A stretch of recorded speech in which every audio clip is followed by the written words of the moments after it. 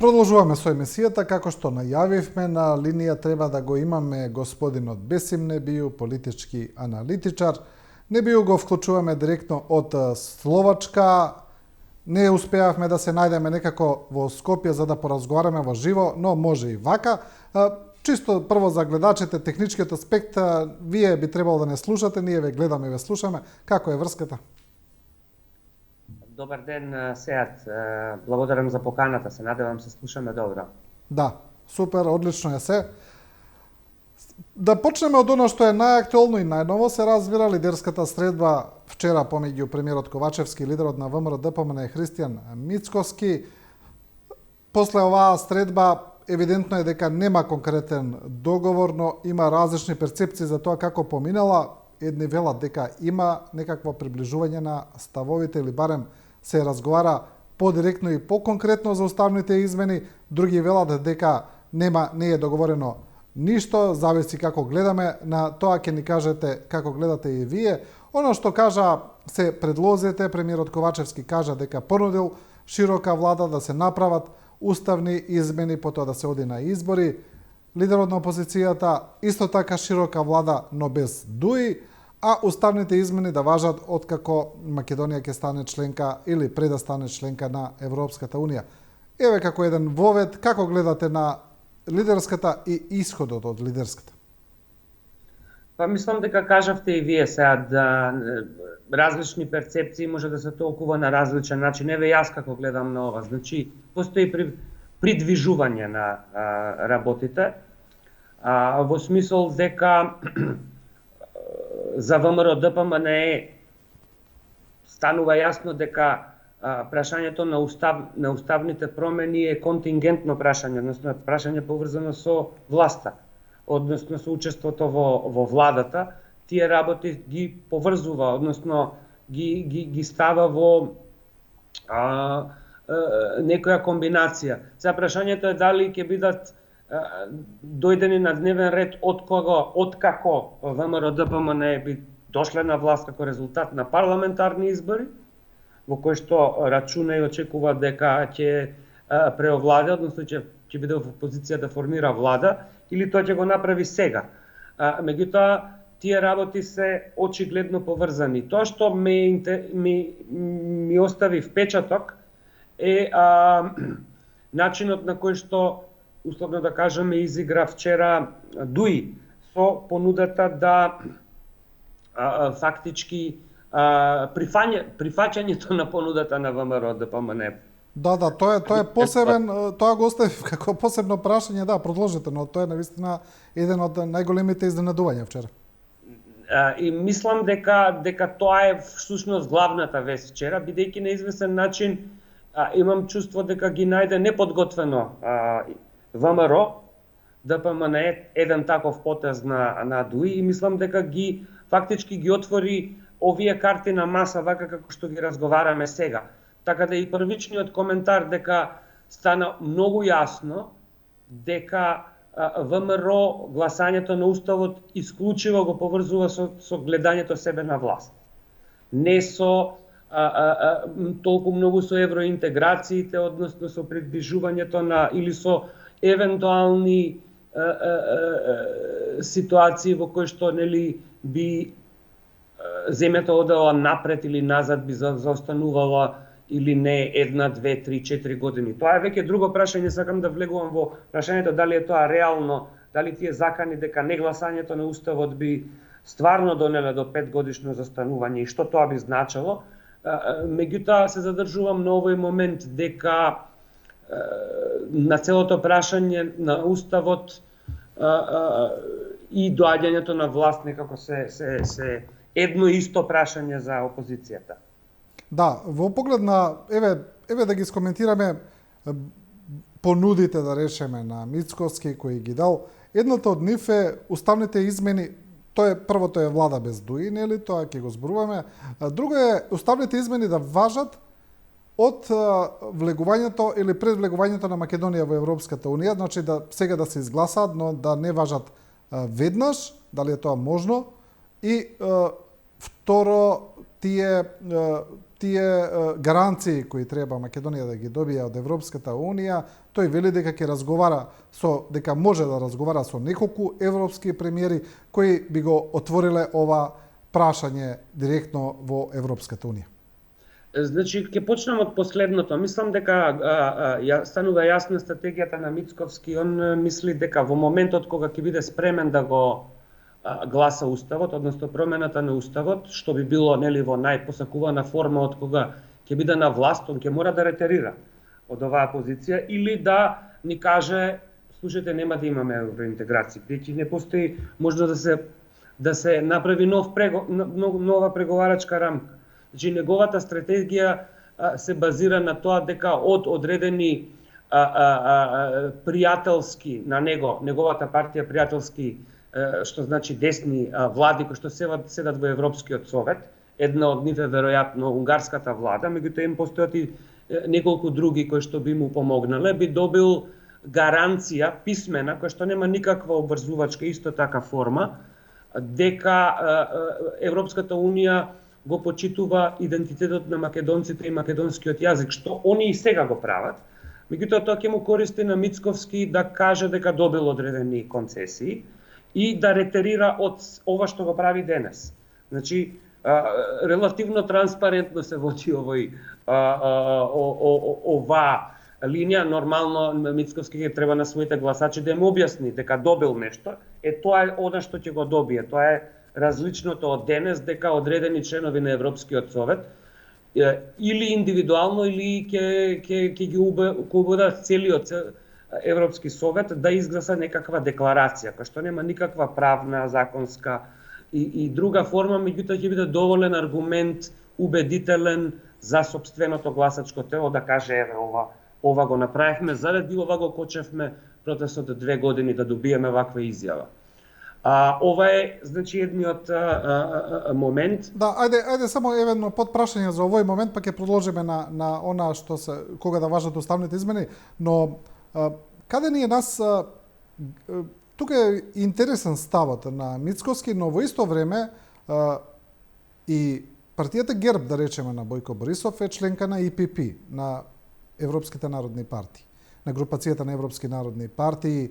И зошто, од каде ни е гаранцијата дека тие европски народни партии или десничарски или некои десничарски влади кои се членки на некои други групации би застанале на страната на Македонија, кога во исто време ја имаат Бугарија и како членка на Европската Унија и како сојузник на тие десничарски партии.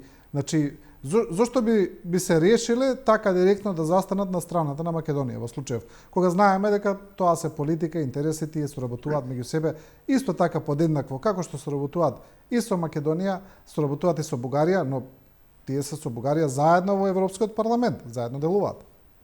Точно, сакам да те потсетам сега дека партијата на Орбан Фидес веќе не е во ИПП. Да, таа не е во ИПП, да. За неа знаеме, да. Односно избркана. Зборувам за другите, да. И тоа е најголемиот сојузник политички во овој момент од надворешната политика на председателот на ВМРО ДПМН Мицковски. Но исто така не знаеме и како делуваат пратениците на Орбан во Европскиот парламент. Малку е нејасно на чија страна застануваат. Значи конвергираат многу често со по екстремната десница и на одредени прашања. Меѓутоа не се сите членови на таа групација. Инаку да се вратам за ИПП, мислам дека фактот дека постои влада во Бугарија која што е сочинета од ГЕРБ и нели либералите, прогресивната страна е веројатно добра ситуација за нас, бидејќи се создава некоја стабилност во тие односи.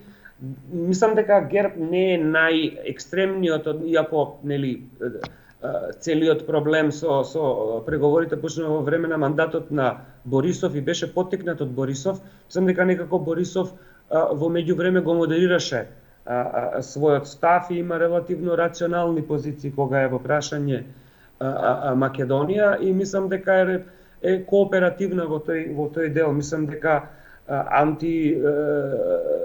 македонското лоби таму не е во овој момент водено од Борисов. А, но да се вратам на ЕПП. Мислам дека ЕПП ќе најде некој компромис, некој рационално решение. Тоа не е класична политичка национална партија, туку е некој чадор на десничарски, централно десничарски партии и незината главна улога е фактички тоа да фацилитира некој компромис меѓу екстремни позиции, да наоѓа некоја рамка која што е прифатлива за сите. Во случајов мислам дека ИПП повторно ќе го игра, ќе игра таа улога, ќе пружи поддршка на ВМРО ДПМН доколку дојде на власт, бидејќи е таа членка на таа групација. Да, добро, и да се вратиме еве исто на првиот дел од прашањето за тоа уставните измени да важат од кога Македонија пред да стане членка на Европската унија, за можноста од таква нешто.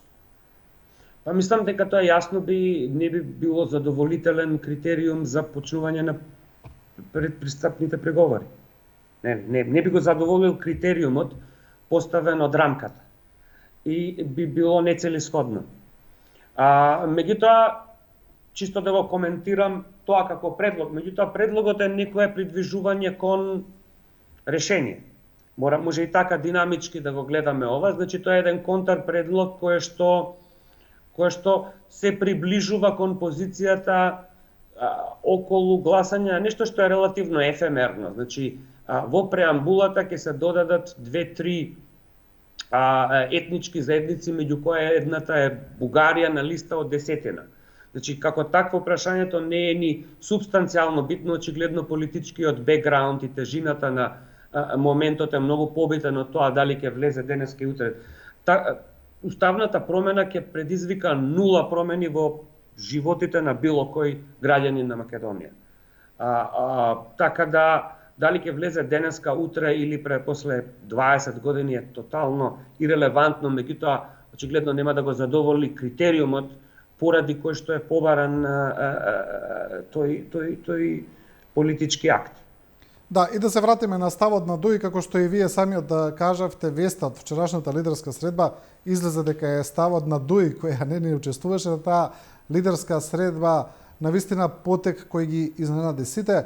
Од Дуи кажа доколку е тоа потребно, Дуи да излезе од владата или да не учествува во таа широка влада, дека тие ќе поддржат Дуи, ќе поддржи влада без Дуи, како што се изрази шефот на дипломатијата Бујар Османи на својот Facebook профил. Тоа ги изненади сите, но и тоа на некој начин ми се чини, го разоружува Мицкоски од аргументи за евентуално учество во таква некоја влада. Токму тоа, ја мислам дека тоа е главниот ефект, фактички стави во релативно неизгодна позиција во текот на вчерашниот ден Мицковски ВМРО ДПМН, бидејќи фактички ги отвори сите овие дебати и дискусии. Не знам дали тоа го пресметале добро во ВМРО ДПМН и мислам дека беше неочекуван потез од страна на Дуи. Исто така е интересно дека досега веројатно во оваа политичка историја на Македонија последните 30 години ниедна партија дури ни декларативно се нема откажано од власт ради политика. Ова е прв пат да се случи, не дека се има случајно, меѓутоа има отворена политичка понуда за такво нешто и како такво е куриозитет, меѓутоа и веројатно еден позитивен помак во водењето политика во Македонија. Не знам дали ќе се случи тоа и веројатно за ова што го кажуваме ирелевантно, дали стварно Дуи ќе излезе од влада или нема да излезе од влада, тоа ќе видиме во наредните денови, меѓутоа некако ја разоружа, односно ја стави на чистина, стави на ачик, што се вика стратегијата на Мицковски и во таа смисла го постигне својот ефект. Сам дека тактички добар, интересен потек на Дуи. Да, на некој начин и тргна барем една непозната од Равенката. Може да се проложи сега. Работите, како што кажав на почеток, мислам, ги донесе. Вчера го почнавме денот на многу различно од место во однос на ова прашање од колку кај што сме денес. Да, добро, во поглед на тоа што би се случувало понатаму, јасно е дека постои еден не знам дали можеме да го наречеме притисок од меѓународната заедница, но прилично јасни, директни пораки. Најдиректни беа тие од сенаторот Марфи, кои дојдоа, кои беа прилично драматични за македонската јавност, каде што тој посочи дека е можно да дојде и до нарушување на односите помеѓу Соединетите Американски држави и Македонија, доколку не се изгласат уставните измени. Очекувате ли вие по една поинтензивна меѓународна дипломатија за ова прашање, како сега ќе се развива моментумот, бидејќи сите знаеме дека најдобро е и најприфатливо уставните измени да се случат до ноември, за да може да се отвори, да продолжат преговорите, да се отвори втората меѓувладина седница помеѓу Европската унија и Македонија, која е автоматска доколку се изгласат уставните измени. Мислам дека мора тоа да го посматраме од регионалниот контекст, нели Европската унија и Соединетите Американски држави од почетокот на војната во Украина се обидуваат на сите начини да ги изгаснат сите можни жаришта на Балканот, сваќајќи дека ова имаат изоставено како приоритет подолго време, занемарено, посебно европјаните, бидејќи нели Америка е далеку и во еден период рачунаше, се подпираше на европската политика кон Балканот, очигледно таа беше погрешна, испрати лоши сигнали, создаде лоши динамики и се они сакаат тоа да го исправат. Не сум сигурен дека начинот на кој што се обидуваат да го направат е секогаш корисен. Нели сенатори се окей, меѓутоа сепак е 2023 година и некои од тие изјави се некогаш контрапродуктивни, посебно ако доаѓаат од сенатори, значи сенаторите некогаш ја представуваат официјалната американска политика, некогаш не. Не би одел понатаму во таа дискусија, меѓутоа е јасно дека американците и европјаните како во Косово, така во Македонија, така во Босна сакаат да постигнат што е можно поголем прогрес, видлив прогрес во однос на евроинтеграциите и се во ситуација кога ставаат на располагање сите можни орудија дипломатски и други за да ги постигнат тие резултати. Сведоци сме дека тоа се случува во Косово, деновиве во однос на односите меѓу Косово и Србија и нормализирањето на односите, односно нивниот Охридски договор. Истото се случува и во Македонија. Мислам дека во следниот период ќе има голем притисок на ВМРО ДПМН и од Америка, и од Европската унија, и од дипломатите, кој што ќе биде веројатно сличен на тоа, на видот на притисок кој што деновиве му се случува на Албин Курти. Да, тоа е интересно прашање за Албин Курти, за Косово, ќе го зборуваме посебно во поглед на ова, има други дилеми. Значи, друга опција е да се создаде некакво мнозинство за гласање на уставните измени, налик на она што се случуваше со Преспа, едноставно математички да се собираат противници. За сега се личи дека власта, иако премиерот Ковачевски зборуваше за тоа индиректно, дека има поддршка од противници од ВМРО ДПМН, дека е можна таква поддршка и така натаму, но сега не гледаме конкретни чекори дека се оди на едно такво сценарио. Верувате ли вие во такво сценарио? Да, мислам дека не, бидејќи е многу променет контекстот од 2017-18 година на сите можни начини. Има сосема, значи во 2017-18 година СДСМ е се уште во подем, победила на 2 пара избори, национални па локални, има политичка иницијатива, има политичка агенда, ништо од тоа сега не е случај. Токму обратното, значи СДСМ е во некаква дефанзива, опозицијата е во офанзива, барем анкетите да го покажуваат. Тоа контекстот е различен, ја немаме Украина во тој момент, сега ја имаме. Веројатно методите би биле сосема други. Мислам дека и поддршката во однос на бугарското прашање е различно поделена во однос на Преспанскиот договор. Мислам дека постои многу повеќе отпор кон кон ова отколку кон Преспанскиот договор, може би и поради различниот политички момент. Но значи некои од тие методи се неприменливи, не може да се случат денеска и би било веројатно погрешно да се случуваат преку премин на пратеници и така натаму. Мислам дека е многу поодржливо опозицијата, посебно тој дел на опозицијата кој што навистина претендира на европски пат на Македонија, тука мислам на ВМРО, фактички да дојде комплет на оваа страна и да го прифати дека фактот дека некој пат треба да се прават таков вид на компромиси. Да, значи сепак опцијата е да се оди на консензус. Значи ВМРО ДПМН да биде инволвирано во процесот. Мислам дека трансферот на пратеници е прво невозможен, како што беше во 2007 поради овие факти, поради овие различни околности, а мислам дека би било штетно така да се прави. Да. Знаеме што се случуваше после тие. Од друга страна, владата користи сега на политичка реторика каде што вели дека доколку не успеат уставните измени, земјата ќе западне во изолација. За тоа тврдење има аргументи и за и против. За се оние кои се очигледни дека Македонија ќе биде блокирана на европскиот пат и тоа е тоа. Не знаеме дали кога би можело да има друга преговарачка рамка со оглед на тоа како е направена оваа преговарачка рамка, а аргументите против се тоа дека Македонија нема да добие нешто ново. Значи, ние сме земја кандидат и пред да почнат преговорите со деценија, ќе останеме на исто ниво, во иста состојба. Како гледате вие на тоа тврдење за можна изолација? Македонија беше во изолација меѓу 2006 и 2016 година по собствен избор.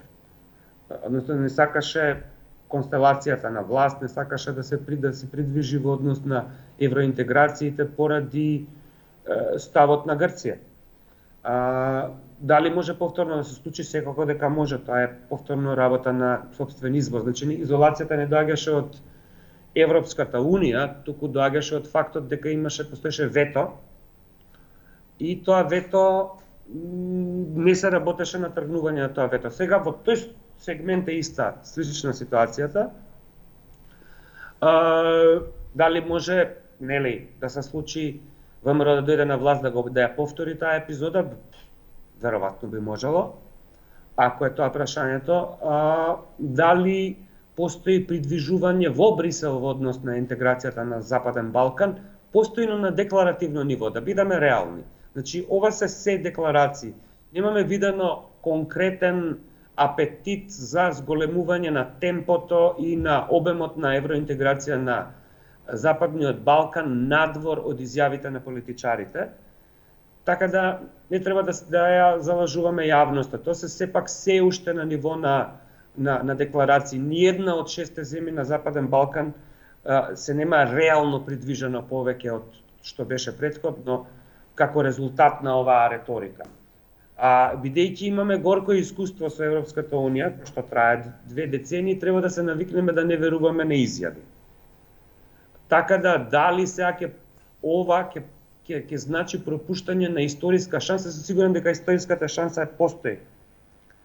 Да се приближиме надвор од говорот на политичарите. Така да би го ставил тоа на ниво на политичка реторика и на начин на убедување на јавноста да се мобилизира околу една или друга позиција. Ова со историска шанса за 3-4 години, Европска унија 7 години. Никој тоа во Брисел не го разговара, знаете. Тоа се разговори за домашна употреба. Да. И сме виделе многу историски шанси до сега, се повторува како што вие велите реториката, тоа е интересно. Во поглед на останатите прашања кои се однесуваат на уставните измени, тоа е оној корпус на останати барања кои се појавуваат спорадично, но едно од нив кој е константно, тоа е барањето на дел од албанските партии за менување на статусот на албанскиот јазик. заменување на оние фамозни 20% како што стои во Уставот. Председателката на комисијата Маргарита Цаца Николовска рече дека не е незин мандат да преговара да ги договара за такви уставни измени. Отприлика такви беа изјавите и да речеме и на шефот на дипломатијата Бујар Османи дека приоритет се сега измените кои се однесуваат на продолжување на европскиот пат, но останатите албански партии кажаа дека ќе инсистираат на тоа барање и на некој начин ќе ги условат уставните измени, а интересно е што таква изјава даде и фракцијата на ДУИ, господинот Изет Меджити, кој исто така рече дека нема да гласа за уставни измени доколку не се смени статусот на албанскиот јазик. Мислам дека формулацијата 20% јас не сум експерт по компаративно или уставно право, меѓутоа тоа е уникатна формулација, која што е резултат на некој историски договор повторно под околности какви што биле, веројатно пред 22 години тоа било компромисот. Меѓутоа мислам дека сите знаат дека се работи за еден конкретен јазик. 20% е јазикот на случајов албанскиот јазик. И сега прашање на мислам дека сите партии си имаат декларирано дека е тоа техникалија, меѓутоа иако е техникалија бидејќи етничко прашање, едно од најгорливите, може да се претвори во политички инструмент и на едната и на другата страна. Во Македонија познато е дека се што може да се користи за политика и добивање гласови и симпатии се прави бескрупулозно и ова е едно од тие прашања. Јас мислам дека партиите нема да успеат да се договорат за ова, бидејќи нели секогаш може да се заработи на поени на албанското прашање и од едната и од другата страна. Така да, за да се изгласа устав, треба да се добијат 80 пратеника. Мислам дека ќе биде тешко тоа да се случи. Иако би било корисно да се случи, бидејќи би се ставило прашањето ад акта. Тоа е мојот став за ова прашање. Да, добро. Во поглед другите дилеми кои се однесуваат, тоа се изборите, кога би имало избори, сега оваа лидерска средба, тоа прашање сосема го измести, бидејќи се понудија други датуми, лидерот на опозицијата понуди 3 датуми за избори, но и понудата на премиерот Ковачевски значи даде една сосема динамика на ова прашање, значи тоа е дали би имало избори откако ќе се изгласаат уставни измени или пред тоа. Претходно најизвестниот датум за нив беше заедно со претседателските следната година на пролет, а нивниот редовен термин беше на крајот на 2024 година. Но сега ми се чини дека тоа прашањето околу евентуални измени е директно врзано со прашањето за уставните измени. Да, апсолутно. Мислам дека тие работи поврзани. Мислам дека уставните измени се побитни од терминот за избори, меѓутоа очигледно не за ВМРО ДПМН. За нив е побитно да дојдат на власт отколку да продолжиме со евроинтеграциите. Тоа вчерашниот ден ни го покажа и јасно ни го отслика. Каде ќе биде, кога ќе бидат изборите? Мислам дека сега сите опции се отворени. Ако ги анализирате, ако зборевме пред 2 недели, ќе ви кажев веројатно изборите ќе се случат во јули 2024 година, кога е терминот за избори. Меѓутоа во овие констелации сегашни можно е да бидат поврзани и со уставните измени, условени, неусловени и така натаму. Мислам дека остануваат во варијанта и поран датум од јули 2024 и тука мислам или на крајот на годинава или почетокот на наредната година. Меѓутоа тука има уште простор за преговори. И јас ова го гледам вака, вчера почна една рунда на преговори, кој што може да биде продолжена и да се конкретизира со некаков договор. Да, добро, ќе продолжиме и за останатите прашања кои се актуелни во државата, тие се секако поврзани пред се со некои правно-политички случувања, коруптивни действија и така натаму. Кажав, кога го спомнавте косовскиот премиер Албин Курти, кажав дека ми е особено интересно тоа прашање, бидејќи се случува нешто што е навистина не се гледа често во меѓународните односи, такви промени на позиции, такви промени на односи помеѓу големите сили, помеѓу западните држави, да речеме и Косово, каде што косовскиот премиер Албин Курти од една навистина голема безрезервна поддршка на Косово се сведе на тоа сега да последните изјави на Габриел Ескобар да бидат дека Курти има рок да одговори на барањата на Соединетите Американски држави за исполнување на условите кои му се дадени за повлекување на полициските сили, одржување на нови избори, исполнување на договорите на кои е обврзан до сега. Како гледате на ова, бидејќи навистина Курти со својата политика успеа да ја сврте целата западна меѓународна заедница против себе? Добро, мислам исто така во истиот регионален контекст. Односно во контекст на изгаснување на жариште на конфликт, на потенцијален конфликт на Балканот. Во случајов Курти добива притисок од американската администрација, кој што е, како што кажавте и вие сега, нема преседан. Меѓутоа и несогласувањето со советите на Соединетите Американски држави, амбасадорот од страна на било кој косовски премиер, исто така нема преседан. Така да во овие 23-4 години откако Косово е оделено од после војната, не се случило косовски премиер да не се согласува, односно да има несогласување со амерички барања, посебно со европските, е веројатно поразлично.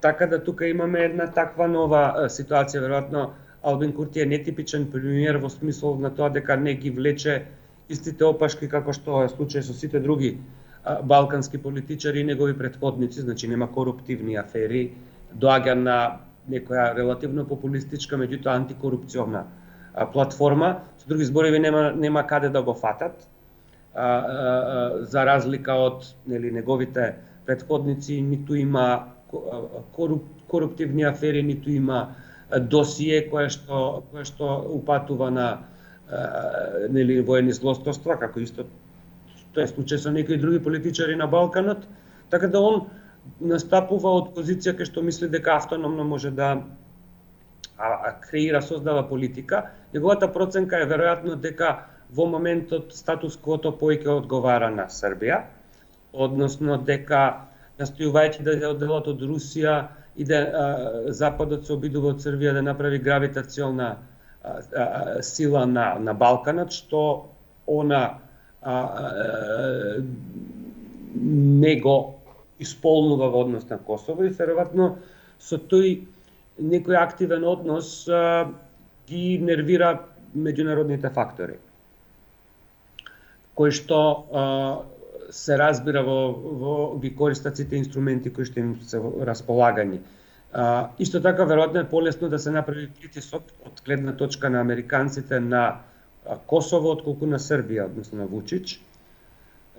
Така да тоа е некој распоред. Мислам дека слично сценарио може да се случи во Македонија, затоа го кажав претходно, би било добар пример начинот на, односно притисокот што се врши кон премиерот на Косово би можел во слична форма да се концентрира и кон лидерот на опозицијата во Македонија, бидејќи во смисло на евроинтеграциите, односно на руското влијание, промената на уставот на Македонија, почнувањето на преговорите, го има сосема истата значење како и нормализирањето на српско-албанските, односно српско-косовските односи.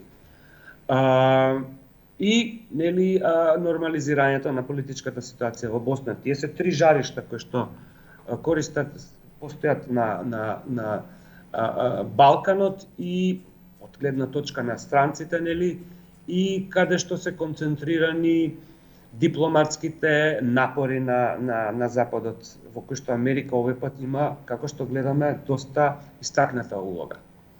Да, но тука во ова прашање навистина е комплексно и навистина е пред се политиколошки, да речеме, интересно за наблюдувачите, бидејќи политиката на косовскиот премиер Курти за дел од експертите е сосема легитимна, нема ништо спорно. Курти само го спроведува уставот на Косово, тој никого не напаѓа, не врши некакви агресии, туку само се движи според законот.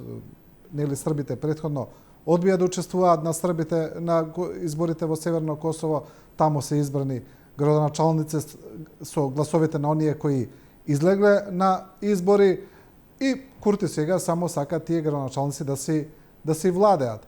Но од друга страна знаеме дека реал политиката секогаш не е во иста линија со она што се чини дека е законски и уставно. Именно уште пред овие последниве немири, пред оние во сите овие турбуленции кои се случуваат на Северно Косово, американците се многу директни во пораките. Тие претходно кажаа дека во моментот немири и дестабилизација на Косово одговараат само на Русија во контекст на војната на Украина. Потоа кажаа дека на НАТО не му треба отварање на втор фронт во моментов, условно кажано, нели, на Косово. Не му треба сега да се сконцентрира и тука да гаси огнови, како што го прави, да речем, исто така и Милорад Додик во Босна и Херцеговина, отприлика истата работа ја прави и на некој начин цело време алудира дека тоа Курти го прави, што е навистина апсурдно и парадоксално. Курти сега да игра улога која ја одговара на Русија, што е навистина чудно. Дали косовскиот премиер тоа не го гледа или едноставно како што вие велите, човекот е навистина идеалист, не го занимаат останати регионални, глобални околности, го интересира само идеалите во кои верува?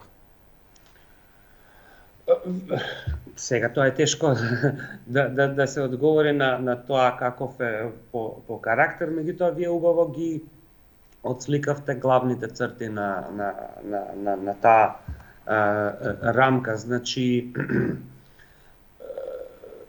тоа што Западот му замера на Албин Курти, тука мислам пред се на Америка и нели Лајчак е представник на ЕУ, меѓутоа ЕУ го нема тој леверидж на Косово, како што го има Америка.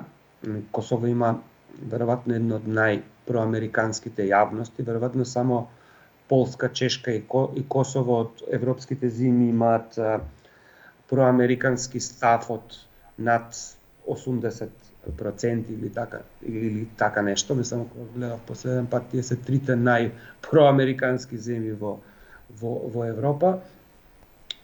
И тоа го дава на Америка и посебно и фактот дека тука има бонд стил и база и така натаму некои стапови и моркови кои што ги нема баш на ист начин било каде друго на Балканот. И таа во моментот ги тоа е еден однос како родител кон своето дете, да речеме, на некој начин. Таков парентален однос. Да. Меѓутоа и можност тоа да го прави. Значи во Македонија таков вид на настап веројатно би бил контрапродуктивен како во Косово. Меѓутоа во Македонија нема ни американска војска. Македонија сепак сега членка на НАТО и тоа го менува односот Косово не е. Меѓутоа да, проценка е дека оваа политика, како што ја опишавте на Албин Курти, создава тензии кои што се непотребни во контекст во кој што треба се решаваат проблеми. Значи, нормално сите српски градоначалници во ноември во Северно Косово даде оставка, те се членови на партијата на Александар Вучич, значи Александар Вучич горе од нив да поднесат оставка за да го или блокира институционалниот систем во тој дел на Косово, тоа е политичка одлука на што Албин Курти активно реагираше со фактички со закажување на избори, на кои што излегува само 3% од гласовите. Тоа е нели легалистички пристап, меѓутоа избраните градоначалници немаат политички легитимитет, бидејќи доаѓаат од се избрани со 3%. Разбира се, прашањето дали мораше тоа да го направи, дали не мораше, е прашање за дебата. Веројатно јас не би го атрибуирал тоа на идеализам, тоа е политичката стратегија и база на Албин Курти. Албин Курти последните избори доби околу 50% од гласовите, што многу ретко се случува во било која од земјите во окружување на партија да добие толку гласови. И веројатно, доколку би се повториле изборите, повторно би добила некој таков процент на гласови, може би повисок. Така да се наоѓа во безбедна позиција, добива поддршка од јавноста да го прави тоа што го прави и очигледно е тоа му е политичка стратегија. Да. И за крај, еве да се вратиме на нас, на нашата држава, последно прашање, кога зборуваме за оние работи кои се поврзани со корупција, со владење на право, тука секогаш сме богати со теми, но еве најинтересно е оно што се случува во судскиот совет, бидејќи на тоа пака и нас реагира прилично бурно меѓународната заедница. Последниот став на Европската унија е дека тие внимателно и детално следат на оно што се случува во судскиот совет. Јас за ова можам да посведочам и самиот, бидејќи бев минатата недела во една работна посета на Брисел и во речиси сите неформални разговори со представници, со европските представници беше посочена оваа тема, дека навистина внимателно ја наблюдуваат. Сега имаме оставки на двајца суди од судскиот совет. Никако како да таа приказна сега па македонските институции ја користат, се обидуваат да ја пролешат под радарот во поглед на уставните измени, знаат дека тука има поддршка од меѓународната заедница и се обидуваат ова да го протнат, но ми се чини дека тоа не оди баш така мазно. Па сега, мислам, поддршката е меѓу 3 до 7%, не можеш тоа да го скриеш. Кога 90% имаат лошо мислење за судството, како сакаш скри го, пак излезе на виделина. Значи, тоа е веќе надвор од било каква контрола. Постои виц дека тие 3% се они кои имаат врски, односно кои се штитени од судството. Значи, било сите други граѓани, тоа е скоро плебисцитна поддршка на одреден став, дека судството не чини. И односно немаме доверба во тоа. Сега, ако вака гледаме, вие спомнавте Брисел.